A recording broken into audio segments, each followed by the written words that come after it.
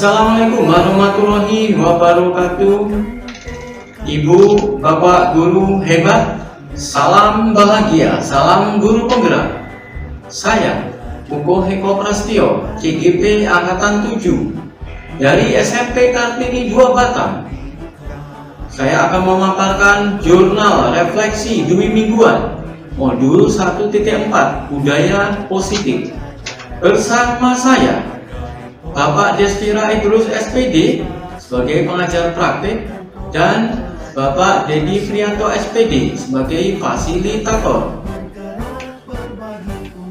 Jurnal refleksi demi mingguan merupakan salah satu tugas yang harus dibuat oleh calon guru penggerak pada pendidikan guru penggerak. Jurnal refleksi demi mingguan adalah sebuah tulisan tentang refleksi diri setelah mengikuti sebuah kegiatan pelatihan upgrading skill yang ditulis secara rutin setiap 2 mingguan yang wajib dilakukan oleh para CGP.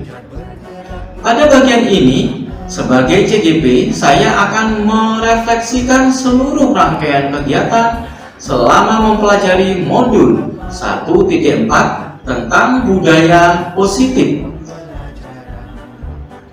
guru penggerak dengan model refleksi 4F: fact, feeling, finding, dan future, yang dikembangkan oleh Dr. Roger Greenaway. 1. Fact atau peristiwa. Kegiatan pada modul 1.4 dimulai pada hari Selasa tanggal 6 Desember 2022. Saya mempelajari materi mulai dari diri. Pada materi ini, saya mempelajari materi dan membuat pertanyaan maupun pertanyaan tentang peristiwa atau persoalan yang diberikan dalam LMS.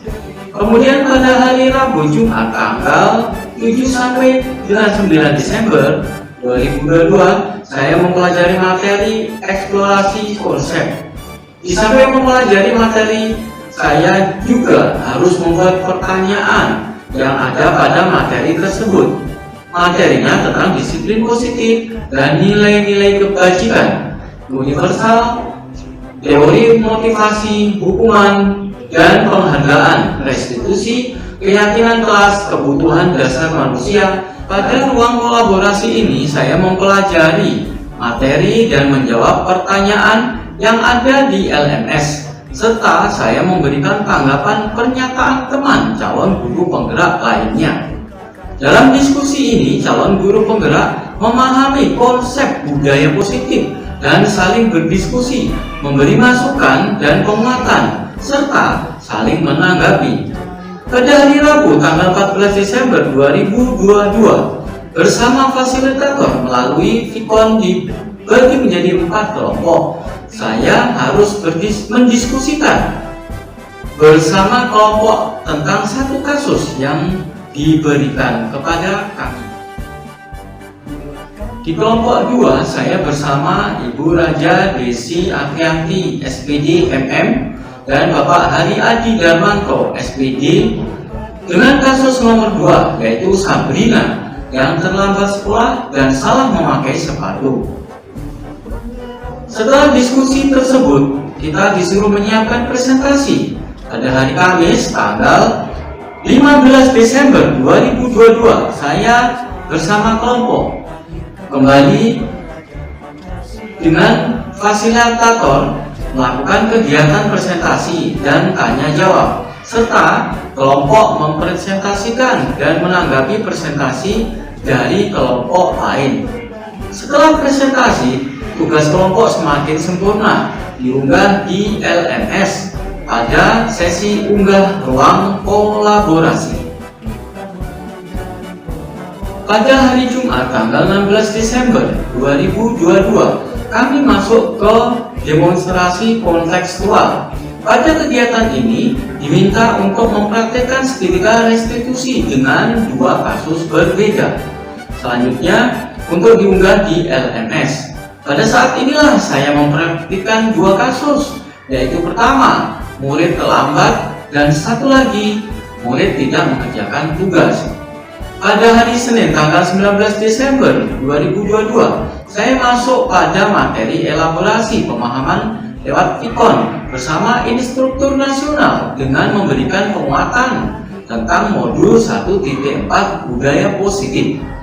Kemudian dilanjutkan membuat koneksi antar materi, mengaitkan materi sebelumnya dengan materi sekarang, serta membuat kesimpulan. Selain itu, saya diminta menjawab pertanyaan panduan dalam materi koneksi materi ini.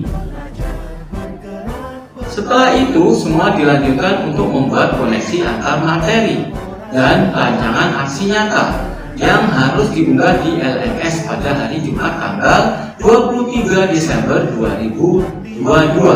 Pada hari Rabu tanggal 21 Desember 2022, saya menjalani post test.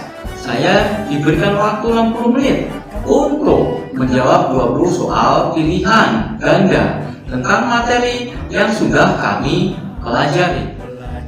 2. Feelings, perasaan. Setelah mempelajari modul 1.4, perasaan saya menjadi sangat senang dan semakin antusias untuk bisa menerapkan materi modul 1.4 ini.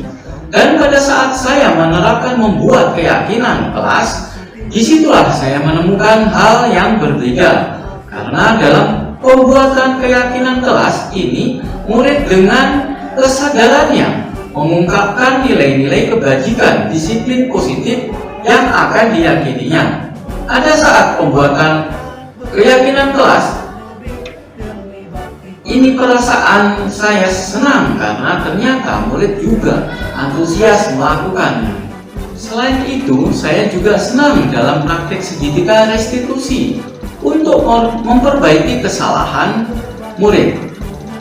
Pada saat saya melakukan restitusi itu, saya sangat menghargai murid karena mau terbuka dengan permasalahan yang dihadapi dan tentang bagaimana cara memperbaikinya. Sangat senangnya perasaannya ketika saya bisa melakukan kedua hal tersebut. Ketika murid melanggar peraturan, mereka harus menerima konsekuensi sesuai dengan apa yang disepakati sebelumnya sebagai keyakinan kelas. Selanjutnya yang ketiga, findings atau pembelajaran. Pembelajaran bermakna yang saya peroleh setelah mempelajari modul 1.4 budaya positif ini adalah bahwa sebagai calon guru penggerak harus menempatkan diri dalam posisi kontrol yang tepat dalam penerapan budaya positif di sekolah, yaitu posisi kontrol sebagai manajer dengan menerapkan segitiga restitusi sebagai solusi ketika ada murid yang melanggar keyakinan kelas. Karena restitusi menciptakan kondisi murid untuk memperbaiki kesalahan, mereka bisa kembali pada kelompok mereka dengan karakter yang lebih kuat. Dosen 2004. Dan memang benar hal tersebut dapat menyelesaikan masalah selesai dengan damai dan murid pun tidak kehilangan identitas. Mereka justru kembali dengan karakter yang lebih kuat dan lebih baik. Selanjutnya, futur atau penerapan. Sebagai penerapan ke depan, saya adalah sebagai berikut. Mengimbaskan kepada rekan sejawat apa yang sudah saya pelajari dan praktekkan. Membuat keyakinan kelas sebelum memulai pembelajaran berikutnya. Selalu menerapkan segitiga restitusi untuk memperbaiki kesalahan murid. Mengajak semua warga sekolah untuk melakukan budaya baik. Demikian jurnal refleksi dwi mingguan saya pada modul 1.4 tentang budaya positif. Terima kasih. Sekian Ibu Bapak Guru hebat. Salam bahagia dan salam guru penggerak.